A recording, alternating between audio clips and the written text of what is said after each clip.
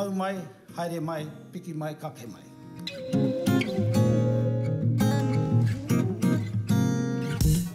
Today we bring together a group of academics, a group of scientists, change makers and thinkers. This is a space for you to connect, to meet with others who share in the same experiences as you do, to learn, to be curious, to be inquisitive and to be Māori.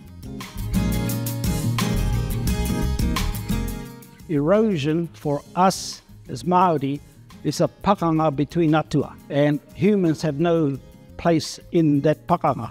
Mātauranga Māori is a way to make sense of the world, make sense of ourselves, that it's both the research and the methodology and the framework and the outcomes and the findings. It's all encompassing of trying to make sense of the world.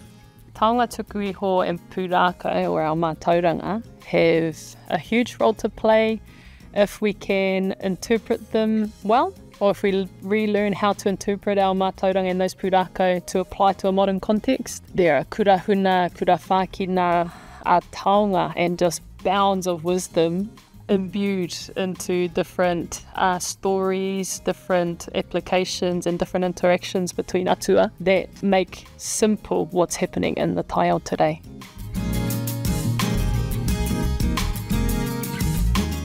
To me, innovation isn't about creating something new.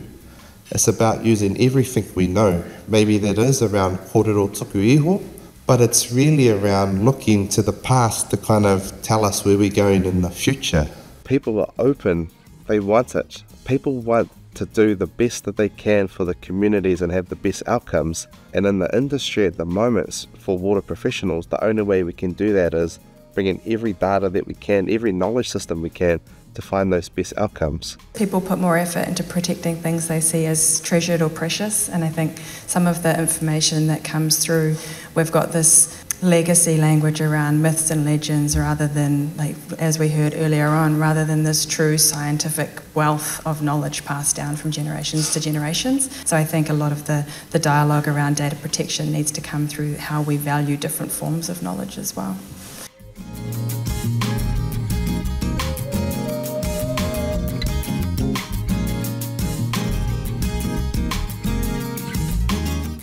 We can walk confidently in both worlds, speak in both languages, but we can understand the technical rigor of certain concepts, but never forgetting our Māori worldview as well, which is always at the forefront.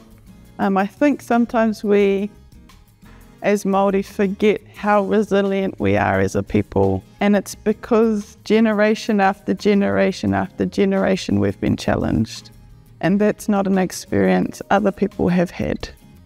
And even though we've gone through so much mamai and so much hara, we always talk about intergenerational trauma. But because of that, we have intergenerational resilience. So every generation will have their own context about their knowledge around their world at that time.